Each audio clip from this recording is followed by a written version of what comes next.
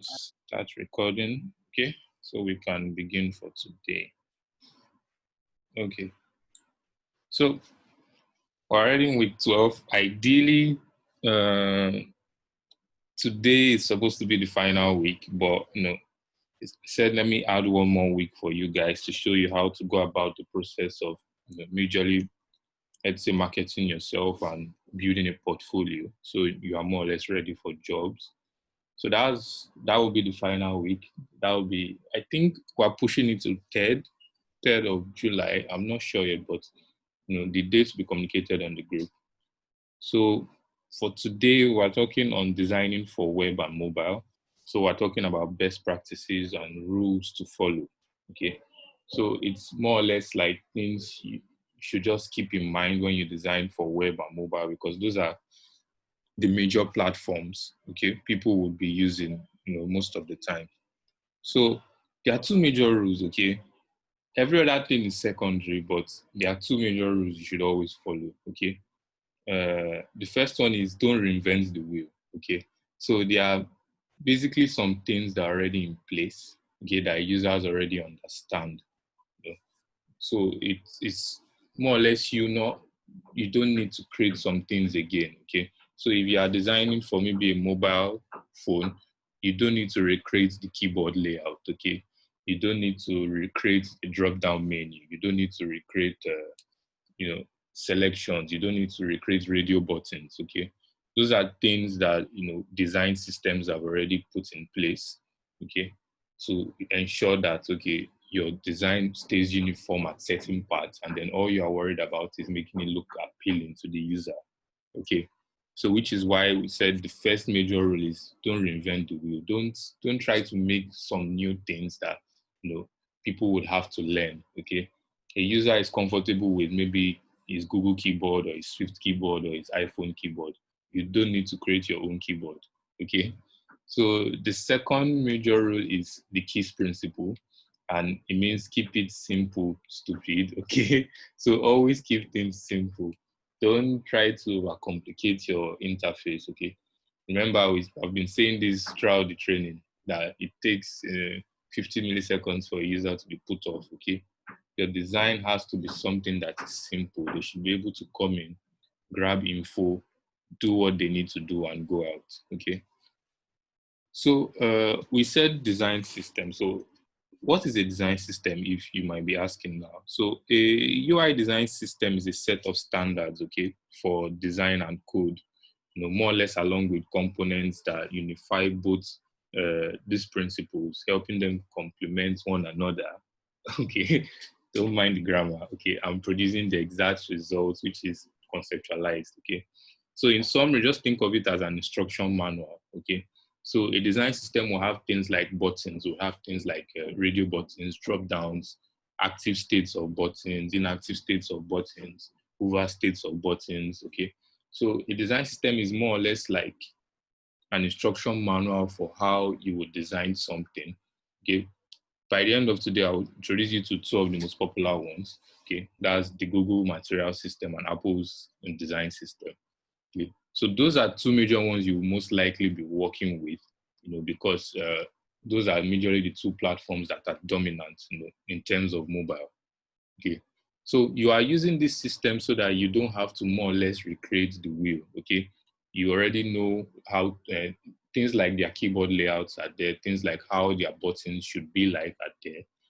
The states of their buttons, the over states, the active states, all of those things are built into those design systems. Okay, so think of it as something that you take and use to more or less complement your design so that it is familiar for the user. Okay, so some people go as far as creating their own design systems. A lot of top organizations have, Adobe has, there are many big companies, Airbnb and the likes, that go as far as creating their own design systems. Okay, but for the bulk of the work you'll be doing, you will majorly be sticking with those two systems. Okay, so let's dive into the do's of the web. So things you should do much often, okay? Things you should more or less spend more time implementing when you design. So one, you should always create a similar or consistent experience, okay? Regardless of the access device. So think of it this way now. If someone uses a mobile phone or a tablet or a web browser to access your site, things should somewhat be similar, okay? There should be this consistent feel. There should always be like maybe the same color. There should always be the same font type, okay? Even though you will have varying weights and varying sizes, but you should have similar imagery, you should have similar colors, you should have similar buttons, okay? Always keep things consistent, okay? We've talked about this in previous, classes where we talked about bad UI and bad UX, and when we went as far as talking about UI principles, okay? Consistency is very important. The second thing is you should create easy to use and recognizable navigation, okay? Which is why we discussed information architecture. Okay, that's why I said everything is interwoven, everything is sort of connected. Okay, so we did information architecture to be able to understand the structure of our website or the structure of our products. Okay, that in turn gives us an idea of how we would create navigation. Okay, with that knowledge of information architecture, you should always create recognizable navigations, okay? Users, don't make things difficult for users. The user should be able to come in, and understand how to navigate your site, okay? It's very, very important for web because, some people just create websites and, they're, so many, multiple levels of navigation, and the user, gets put off because, they can't access things easily. So the third thing to do is to ensure that visitor demands, being the focal point in the screen. Okay. So now let me explain that much more. So when people visit your website or your app, they are more or less searching for something. Okay. They are searching for particular items, or maybe if it's an e-commerce, they're searching for something, or if it's an information website, there's something they are after. Okay. So you should always make sure that that information they are after is more or less the focal point, okay? So let's say your website is promoting a new sneaker, for example, a new shoe or something. That should be the focal point. When they come in, they should be able to see that first, okay? This is a very, very important principle, which we talked on. Is more or less like dominance, okay? So you're exerting, that focal point on them so they know what actions to perform. So if your website has so many things that users will be looking for so many different things, what should be dominant there will be your search button or your search bar. Okay. So it's more or less making sure that the focal point of what they will do, the most important thing they will do, is readily available to them, on your website. Okay. That's more or less it. So the fourth is working links, okay? You should always ensure that all your links are working, okay? This is much more tailored towards maybe the web developers or the web designers, okay? Everything a user clicks on that looks clickable should be able to take them somewhere, okay? This is something that people don't do quite often. You click on it and then it's not going anywhere, Users get put off because they expect that if I click this, it should take me somewhere, okay? Then the fifth one is you should always create customized browsing experience. Okay, users should always be in control. Now, some people are very notorious for this. So, have you ever visited a site and the first thing that happens is that a video is already playing by itself? Okay, you are not in control of that. Okay, or you visited a site and then the site scrolls automatically without telling you anything. Okay, this is something that you should avoid. Okay, always ensure that users are more or less in control of what they are doing. You don't force them to subscribe to things. You don't have autoplay videos or autoplay music in the background. Okay, automatic scrolling is like by far the culprit here, where you come in and then the site just scrolls by itself without you doing anything. Okay, so you should try to avoid those things. Always ensure that the user is in control because they always want to feel in control. Okay, so the don'ts of web design. Okay, one is design hindering readability. Okay, so that's more or less you now, going very graphic on your website. Okay, and then users can't really read stuff. Okay, maybe when you are becoming very stylish with how you use typography or so many other things.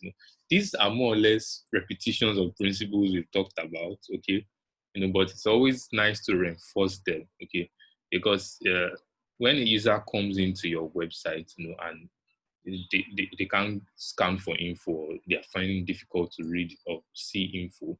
Okay, that's very bad. Okay, the second thing is lack of user control on scrolling. Okay, so it's just like we said now. Users should always be in control. Always ensure that the user is in control. I can't repeat this enough. The third is filling the screen with relevant content. Okay, so I come to your site, and then you are selling maybe one or two items, and then all I'm seeing are a bunch of adverts and a lot of things that do not relate to what I want. Okay, this is a very, very no-no, a big no-no in web design. You should always ensure that your page is exhibiting the exact content you want it to be, so that users can get to the information they are looking for. Okay, people are very pressed for time. We already know that. So the fourth is having several things competing for attention. Okay, we talked about balance in the UI principles. Okay, this is it. Okay, always ensure that everything is well balanced. One thing should not really overshadow or overpower the other unless it takes precedence over you know those things. You should always ensure that everything is more or less balanced, and nothing is fighting for attention. Okay, so there are other important rules to keep in mind when you design for web. Make your website responsive. This is a no-brainer now. Okay, so when you design the mobile and the web version, always try to adapt it for tablet and mobile. Okay, you might have to restructure some things, you might have to rearrange some things, you might have to reduce font sizes and the likes. But you should always ensure that you know that site is mobile responsive, is responsive on every size from desktop to mobile. That way you are ensuring that everyone on different levels that are accessing your site can use your site. Okay. Some people just design for web and that's it. Okay. The second thing to also note is don't use too many typefaces. Okay. We've talked about this in the typography class. Okay. Try as much as possible to limit it to two, maximum of three typefaces. Some people pull off five typefaces nice, but you know, just try to limit it, because remember, we're trying to balance things out. When you have two serifs, two sans serifs, and one display in your website, okay, it's very off-putting. Users, everything is fighting for attention, okay. Third is don't use too much colors, okay, as well as typefaces, okay. Try to limit your color palette to the 60-30-10 rule. Okay, we talked about that when we, touched on color theory.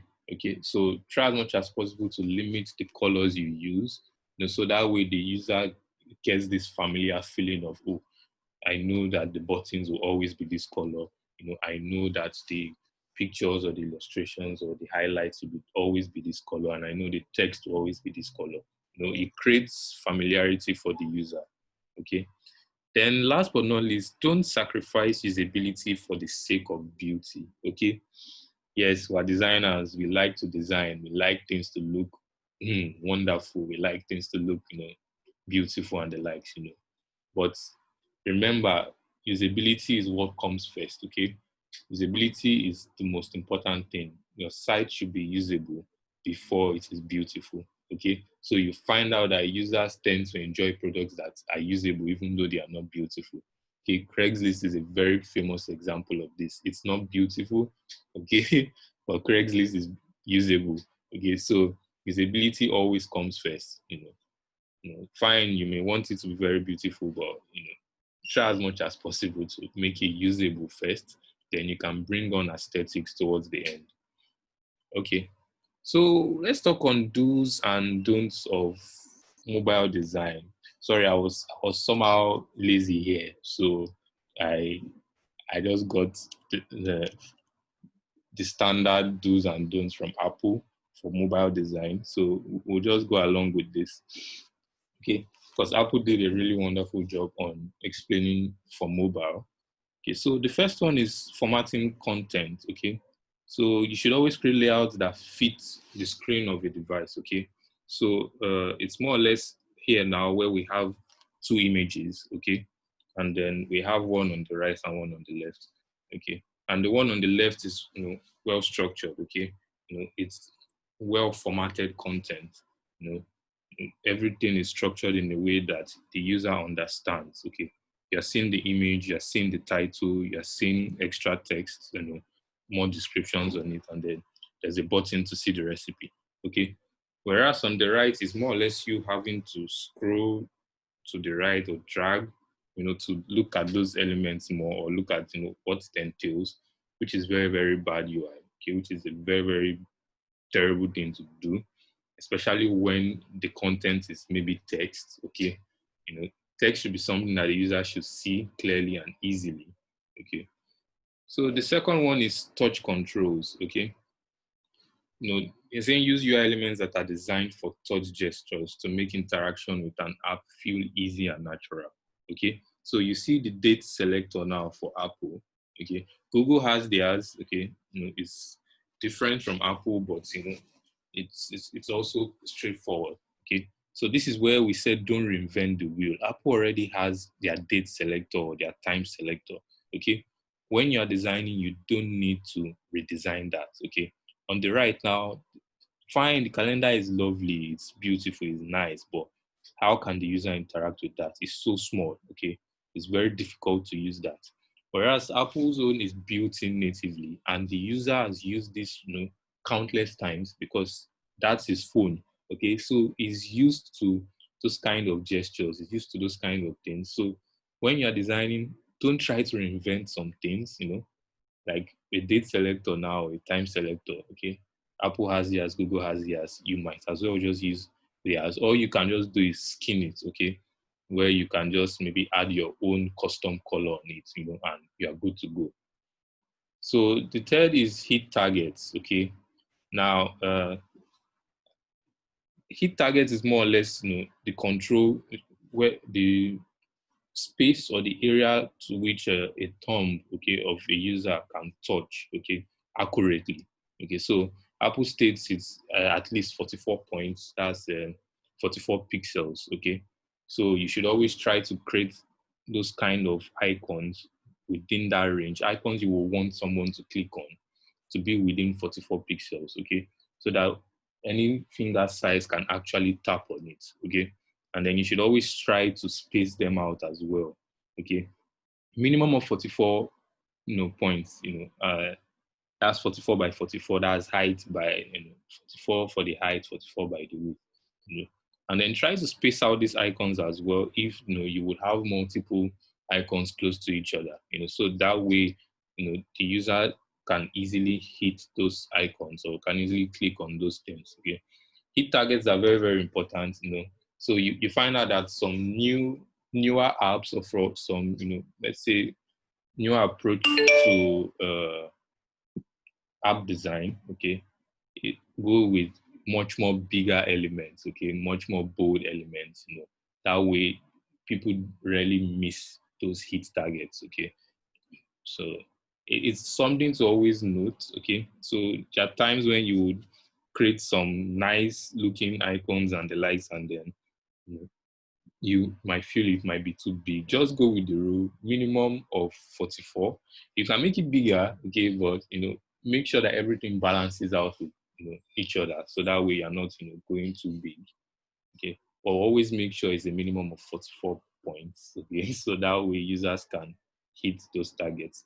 This is a very, very important do, a very, very important do, especially when you're designing for mobile. So text size is, Apple's rule states it should be at least 11 points. Okay, at least 11 points, but that goes for their own design system. So, like I said, you'll be working with these two design systems mostly. So you can just read their rules. I think Google's own is 12 or 12 or 13. I'm not sure, but that's because Google uses Roboto. Okay. So for typography, things will generally change based on what typeface you are majorly using. Okay, some typefaces are bigger, okay, and some typefaces are smaller. But just so you know, there should be like a minimum size you should go with, so that way it's readable. It should be legible, so that people can always see, typography on your app, on your website. So contrast is a very, very big thing. We talked on contrast, I think week 2, when we talked on bad. I think week 2 or week 1 when we talked on good and bad UI. Okay, so here now, this is terrible. Okay, you can hardly see this text. Okay, always ensure that you have good contrast. With your type. And maybe your colors and your backgrounds. Okay, so spacing. Okay, spacing is also another thing to note. Okay, so here now on the right, we see very terrible line spacing. We talked on this in typography, where you can use leading, okay, to more or less create line spacing between your elements. Okay, so here now on the left, we have proper example of how you can space out your text. Allow things to breathe. So the user is able to flow.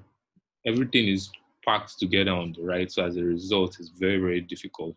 Okay, so another rule is high resolution. You should always provide high resolution versions of an image asset. Okay, so when you are designing, you should always have high resolution images. Okay, why this is so is because we have so many sizes of of phones. Okay, there are so many now. Okay, that always ensure that your assets are high resolution. Okay, so that when a uh, a user is maybe on a high DPI screen. Okay, so they call it DPI, HDPI, HHDPI, and the like. So there are higher definitions of phones now, that phones even have higher pixel densities than some laptops now.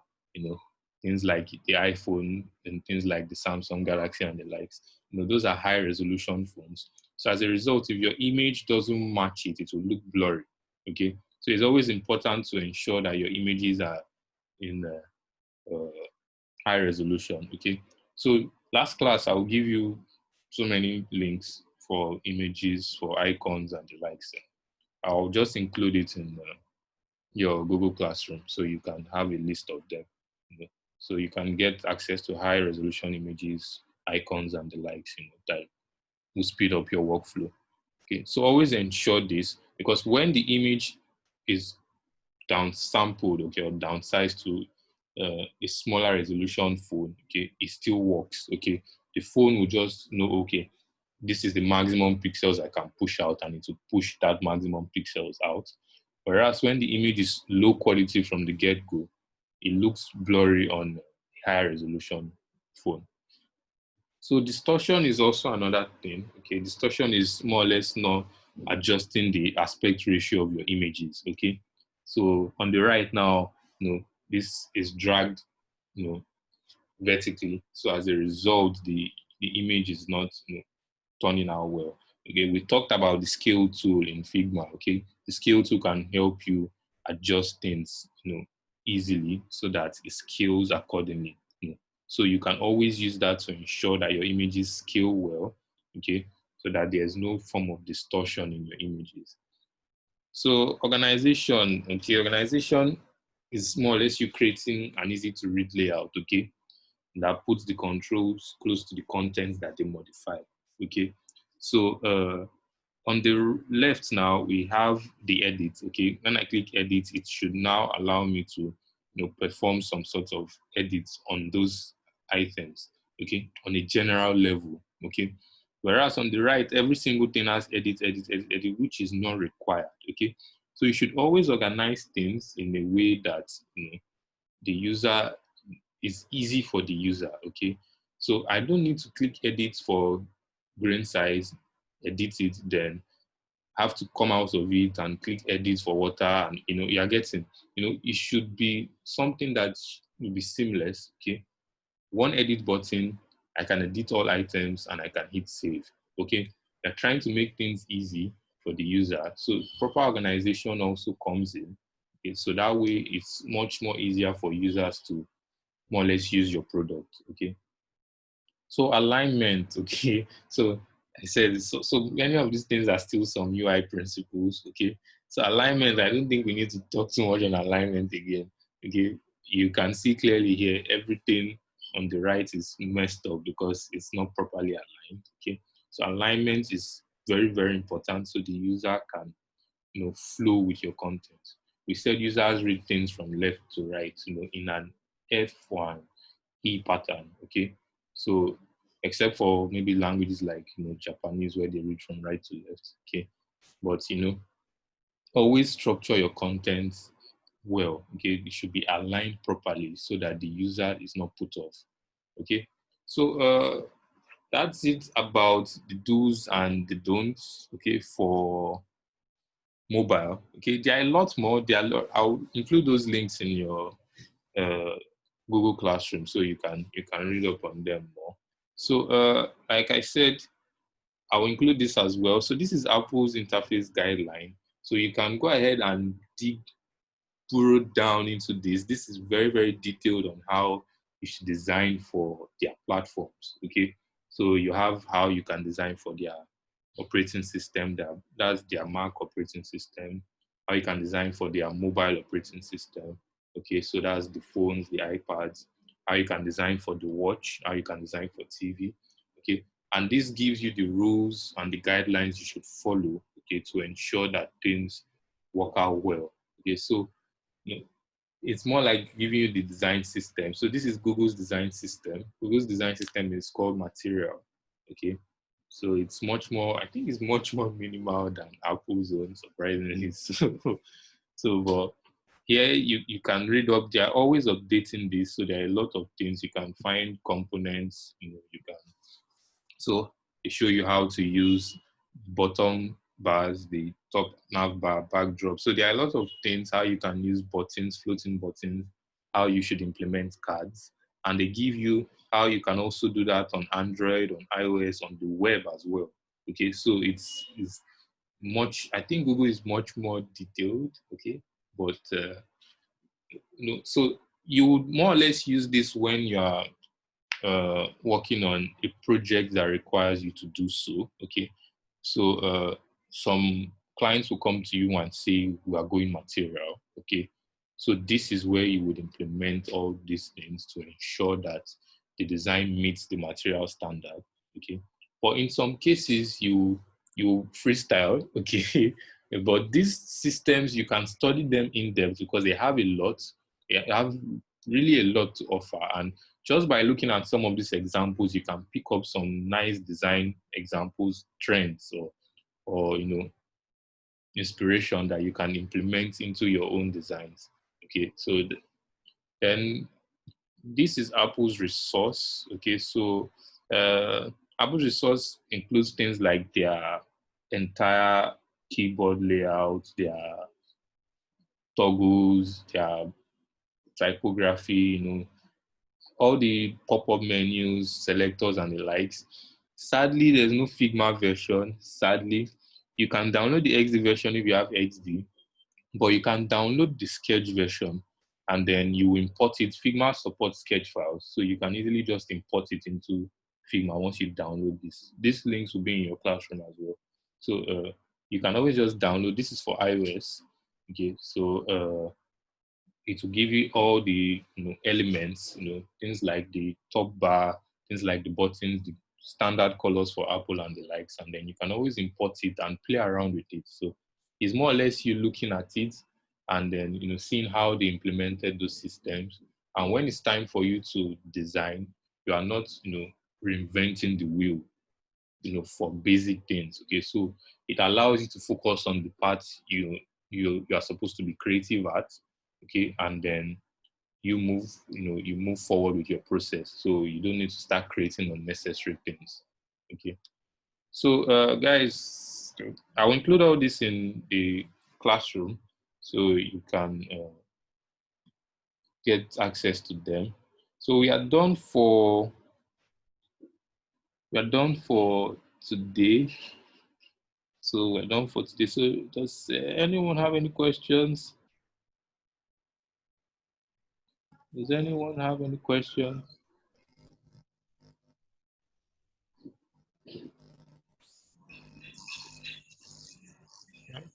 So I'm not sure the date for the last session.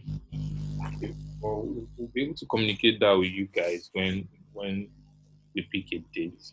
Okay. So